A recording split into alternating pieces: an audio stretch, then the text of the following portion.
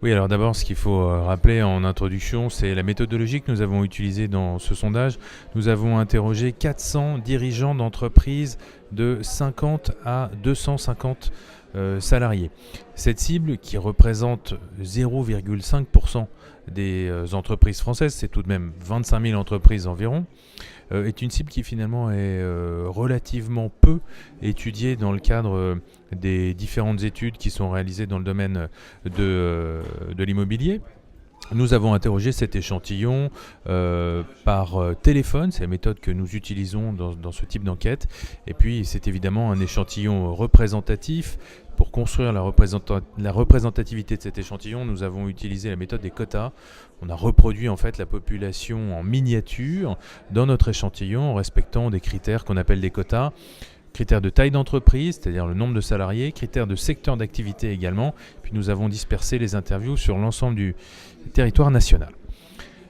Voilà pour la méthodologie que nous avons employée dans cette enquête. Alors, sur les principaux enseignements, peut-être le fait le plus marquant de cette enquête, quand on interroge les dirigeants d'entreprise et qu'on leur demande quelle est pour eux la meilleure solution en termes d'immobilier et qu'on leur demande de se positionner sur l'alternative entre l'achat d'un côté et la location de leurs locaux d'entreprise de l'autre, mais ils se positionnent très nettement pour quasiment la majorité d'entre eux pour l'achat de leurs locaux.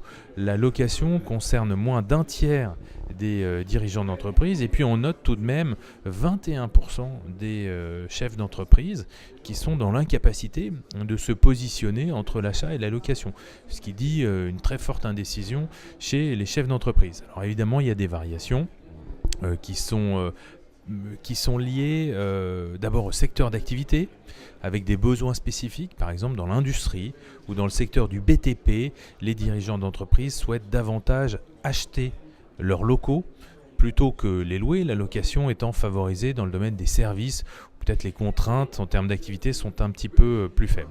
Et puis l'autre clivage qui est très opérationnel, c'est le clivage entre Paris et la province, et notamment les zones rurales. En zone rurale, on souhaite beaucoup plus acheter ces locaux qu'en région parisienne.